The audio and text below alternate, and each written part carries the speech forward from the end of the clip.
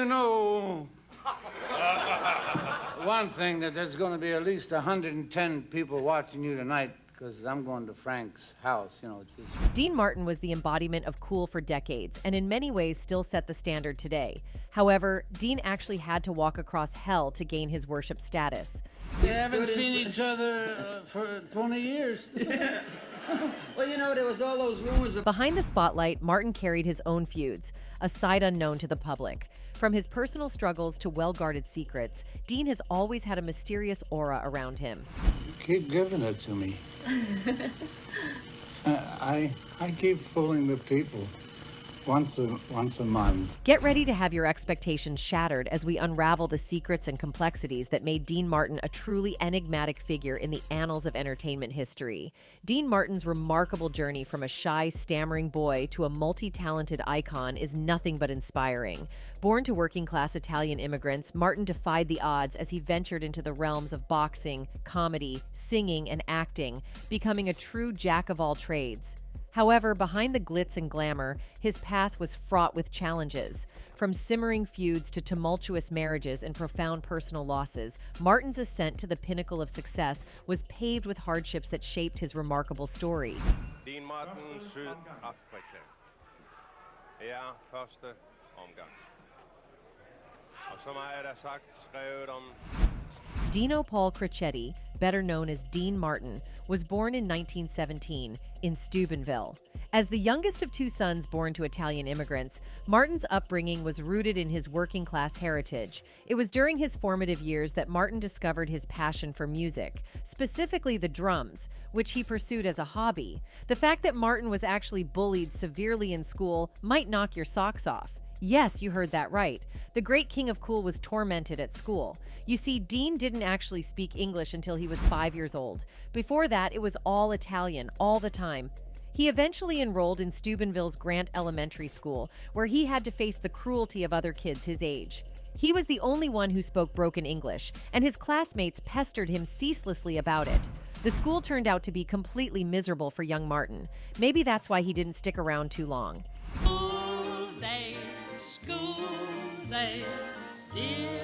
Martin dropped out of school and tried the working-class life like his father by landing a job in a steel mill, but he couldn't get the hang of it. He quickly moved on to other gigs. They just happened to be on the wrong side of the law. He bootlegged liquor for a time, which put him into contact with some shady characters.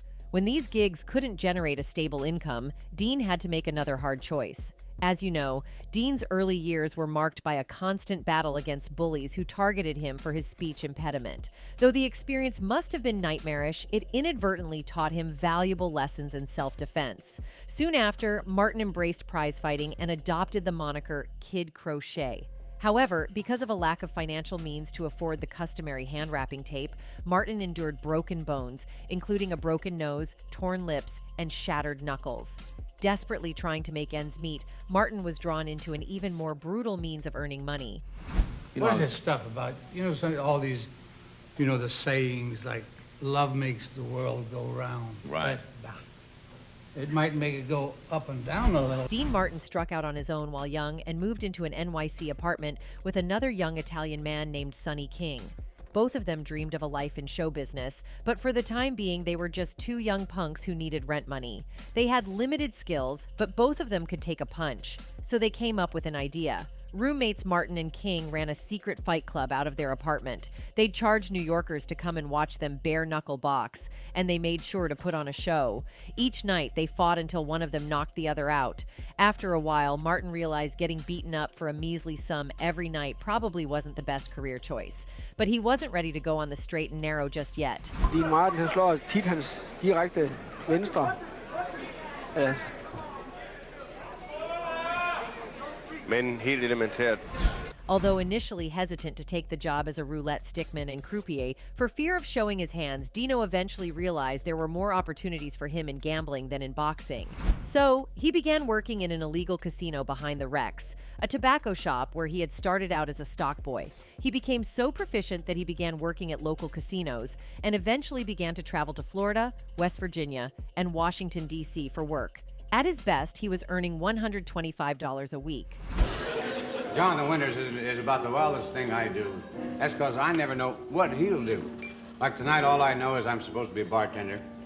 But it was while hanging out with friends after work that his true talent was discovered. Dino took the stage of Columbus's Walker's Cafe and sang with the band to entertain his friends. Band leader Ernie McKay liked what he heard and offered Dino the opportunity to perform with the band. Dino took it and named himself as Dino Martini, cousin of then-famous Metropolitan Opera tenor Dino Martini. But Dino lasted only a month before returning home to Steubenville. The same anti-Italian sentiment that ruined school for him once again reared its ugly head. However, his friends encouraged him to return, offering to supplement his pay if he continued to sing. Dino returned to McKay, but was discovered by band leader Sammy Watkins, who convinced him to join his band in Cleveland. Martin took the offer and arrived in Cleveland as Dean Martin. As for his club performances, it turned out that Martin's persona of singing songs while simultaneously drinking from a whiskey glass was taken from Phil Harris in the late 1950s, a man who built his career on a hard-drinking, womanizing image. In September 1943, Martin signed an exclusive contract with MCA to sing at the Rio Bamba Room in New York, and in 1944, he was given his own 15-minute radio program entitled Songs by Him, which was broadcast from New York City. In 1946, he signed a contract and recorded 4 songs with Diamond Records. When you're drinking, the show looks good to you. Although Martin was carefully crafting Harris's image, he still wasn't overly outgoing. According to sources, the singer told Oriana Fallaci in 1967 that whenever he had a social gathering, he'd remain quiet for the most part, as he didn't know how to speak good English. He shared, "Everybody thought I was big-headed and stuck up, and I wasn't. I don't know what to say to people." While Dean was exploring newly found success, his personal life went downhill.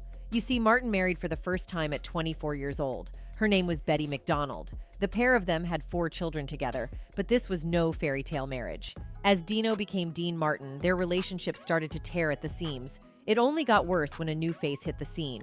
As fate would have it, during a club engagement in 1946, Martin met Jerry Lewis, and the two began joking around with each other during their respective acts.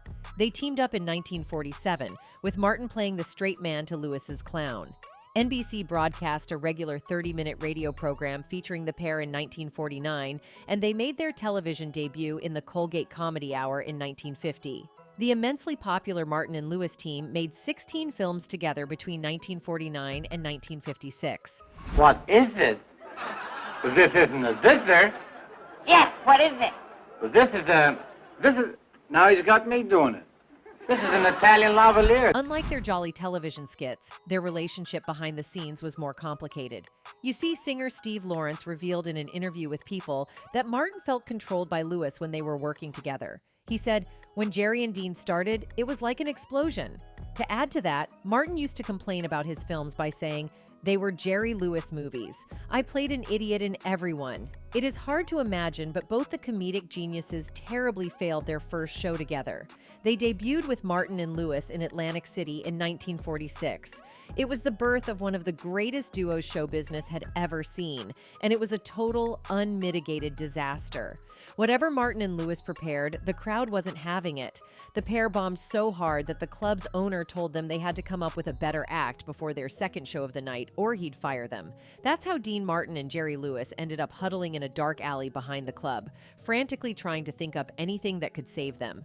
Eventually, they both just went for broke. It's not like Martin and Lewis could just write an entire act before their second show. So instead, they just threw everything they had at the audience. Martin sang songs, Lewis performed skits, and the pair of them ad-libbed banter throughout. Now, if these were 2 normal performers, that sounds like a complete train wreck. But this was Dean and Jerry. They made it work. The crowd went nuts, and the duo never looked back. Aside from that, Martin and Louis made their TV debut in 1948 on The Ed Sullivan Show, to a rapturous reception.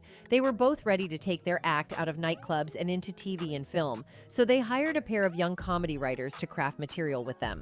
One of those young writers happened to be Norman Lear, who'd go on to create some of the most popular shows in television history. But while Dean Martin's career was rising, his marriage was going up in flames. Though Martin and McDonald divorced in 1949, their marriage was probably over long before that. By the time they split, he was ready to move on again, and that he did. He married Jean Beager, a former Orange Bowl queen, mere months after his divorce from McDonald. Jean proved to be Martin's longest love, and they remained married for nearly 25 years, though it wasn't all wedded bliss. Dressed yet? I'll be out in a minute. Hey, you told me that an hour ago. Well, I can't help it. I haven't got a thing to wear. The same year, Dean appeared in his first movie, My Friend Irma. Though he and Lewis earned just $75,000 between them for the film, that was peanuts compared to what was coming next.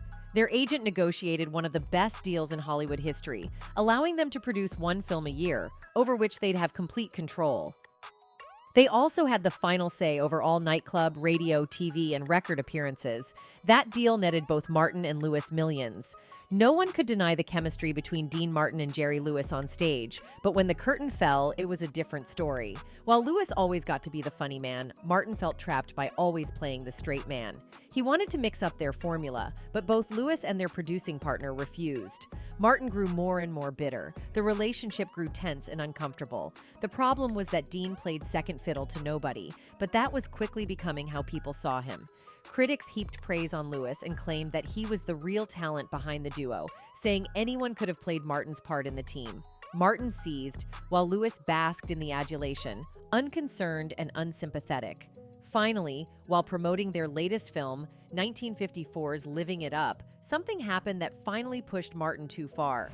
And you keep your hands off of me, you singing quack. Should I try bombs away? Well, you'd better try something, because in a couple of hours, the whole city of New York is going to be banging at the door, howling for your blood. Well, I ain't got enough. Even Martin grew jealous sometimes, and the critics weren't helping matters. But after the duo's 1954 photo shoot for Look magazine, he'd finally had enough. The pair of them posed for the promotional shoot, but when Martin saw the final cover, his blood ran cold. They'd completely cropped him out of the photo, leaving only Lewis on the cover. Martin was completely ready to move on, but the pair still had to finish making their last movie together, Hollywood or Bust. Despite their playful attitude on screen, the set became excruciatingly awkward. Martin and Lewis both refused to speak to the other whenever the cameras weren't rolling. Well, in his memoirs, Lewis placed the blame squarely on his own shoulders. The 50s saw him become one of the biggest stars in Hollywood, and all that success went straight to his head. His ego grew to the size of Texas, and he treated the people around him like dirt, Martin included. Apparently, he said, "To me, you're nothing but a effing dollar sign." Reportedly, Jerry reached out to Martin's room, his friend and comedy partner of 10 years. Lewis wanted to end their partnership on good terms before the final performances. The two wished each other a good show, and Lewis left the room. But when he left, Lewis thought his heart would break. He wrote in his 2007 memoir, Dean and Me, a love story, "I was losing my best friend, and I didn't know why." Although they were both sad to see it happen, Martin and Lewis knew that there was no getting around it. The time had come to call it a day. Martin and Lewis last performed together at the Copacabana in New York on July 24, 1956. After 10 years as a team, they split up due to creative differences. According to biographical writer Neil Daniels, said fans of the famous comedy duo looked at them as being a married couple almost. When the breakup occurred, it was like a sudden divorce, and I think it really shocked people because they thought Martin and Lewis would go on forever. Another 20 years passed before Martin and Lewis got back together, and they didn't even mean for it to happen. Lewis hosted an annual telethon on Labor Day to raise funds for the Muscular Dystrophy Association. In 1976, a mutual friend of the former comedy duo, Frank Sinatra, arranged for Martin to appear unannounced on television for an unexpected reunion. We haven't seen each other for 20 years. Well, you know, there was all those rumors about our breaking up. Apart from that, Martin joined the Rat Pack with Sintara. With the duo taking center stage, this legendary group of performers included Sammy Davis Jr., Peter Lawford, Joey Bishop. Their charm, style, and banter made them legends, and they knew the perfect place to take their act. The city of sin called to them, and they were ready to answer. Third boxcar, midnight train. After making it big, he earned his own show. But since Martin was prone to use censored terms, he infuriated quite a number of non-American audiences, which resulted in an influx of complaints. Despite the controversies, Martin was so popular he could continue doing whatever he wanted. And what he wanted to do was less. When he renegotiated his contract, he included one of the strangest clauses in history. He didn't have to show up. Well, at least not for rehearsals. He improvised every show anyway, so he struck a deal that let him spend the whole week on the golf course, only showing up for tapings. By this point, he had an infamous reputation as a drinker, and his antics only added fuel to the rumors. But audiences didn't know the truth about him. How'd all these people get in your room? You know, one thing, that there's going to be at least 110 people watching you tonight. Dean's public image as America's beloved drunkard was a carefully crafted facade that concealed the truth. While he was often seen with a glass of scotch in hand during his performances and even sported a vanity license plate that read "Drunkie," the reality was far from what met the eye. Contrary to popular belief, Martin was likely the member of the Rat Pack who drank the least. Behind the scenes, the drink in his hand on stage was often apple juice rather than alcohol, serving as a clever prop to maintain his on-screen persona. In truth, Martin was known to be the first to call it a night at parties, preferring the comfort of home and quality time with his family over the allure of late-night revelry. Despite this, the rumor mill continued to churn, perpetuating the myth of his heavy drinking habits. You know who I am?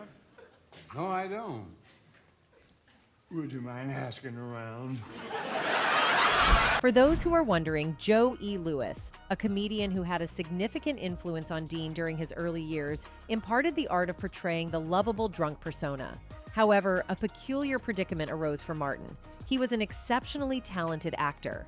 As he incorporated the drunk act into his performances, the lines between his onstage persona and his off-screen self started to blur. This became particularly evident when he took on roles as characters with alcohol-related struggles in movies such as Some Came Running and Rio Bravo. Martin's remarkable acting skills allowed him to convincingly portray alcoholics on the silver screen. Unfortunately, this led to speculation and gossip in the tabloids, which began weaving narratives around his supposed real-life addiction. However, the inner circle of Martin knew the truth. Backing singer Patty Gribbo said, "Dean had a larger-than-life persona, but he was not a womanizer or skirt chaser. He was just a sweetheart of a guy. On stage, he was in control and acted like he was drunk or he was going to chase the girl. He was always mischievous. Off stage, he was shy." The passing of Dean Martin's son had a profound impact on him, leaving him in a state of deep sorrow, demoralization, and defeat.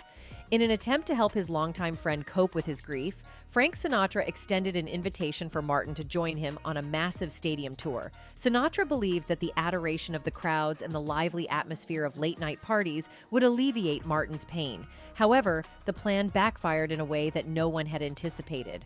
The large stadium venues filled with faceless masses only served to exacerbate Martin's misery. He found solace in intimate nightclub settings where he could connect with the audience on a more personal level.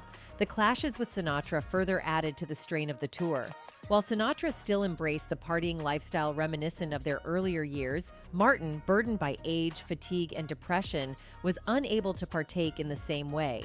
When you hear about somebody passing away, you say that's, it's a terrible thing, but when it strikes home. Martin had spent decades cultivating a persona as a lovable booze hound. Well, on this infamous tour, he dropped the lovable part. His behavior stunned the crowds who showed up to see their beloved Dino. He forgot the lyrics to his songs, stumbled through his lines, and apparently once even flicked a lit smoke into the audience in disgust. You don't have to be a genius to tell that this wasn't going to last. Indeed, Sinatra's well-intentioned attempt to uplift Dean Martin during the stadium tour ended in disappointment. Only a few shows into the tour, Martin made the decision to abruptly quit and return home, leaving his friends to carry on without him.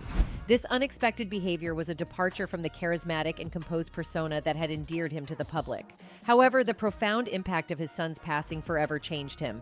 It became evident that the grief and emotional turmoil Martin experienced were not something that could be easily resolved by returning to the stage alongside Sinatra.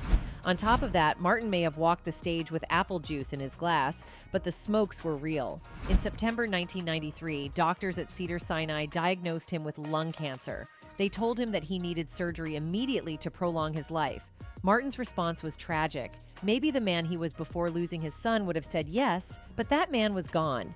To his family's dismay, Martin refused the surgery and resigned himself to his painful fate, which wasn't that far off. Martin made the decision to retire from public appearances at the beginning of 1995.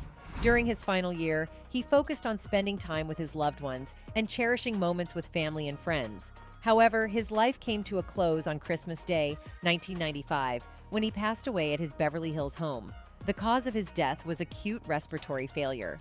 Dean Martin's legendary status in the entertainment industry is undeniable, but like many public figures, he faced his share of challenges and controversies. While Martin was known for his charismatic and carefree persona, some of his uncontrollable antics had negative repercussions for him. It's important to note that the dynamics between Dean Martin and Jerry Lewis, his former comedy partner, were complex. While they achieved great success together as the comedy duo, their relationship eventually soured and they went their separate ways. Fans remember Martin in fond words, appreciating the legend he was. Dean Martin was without question one of the most complete entertainment packages of his era and could have probably carried that title in any other era as well. Those stars he surrounded himself with were also very much on the same level, which made him all the more special. Another added, "Although he was a generation ahead of mine, I always found him handsome, charming, and incredibly talented. His voice was soothing and easy. His mischievous smile was always endearing. There will never be another Dino." That's it for today. See you at the next one. Goodbye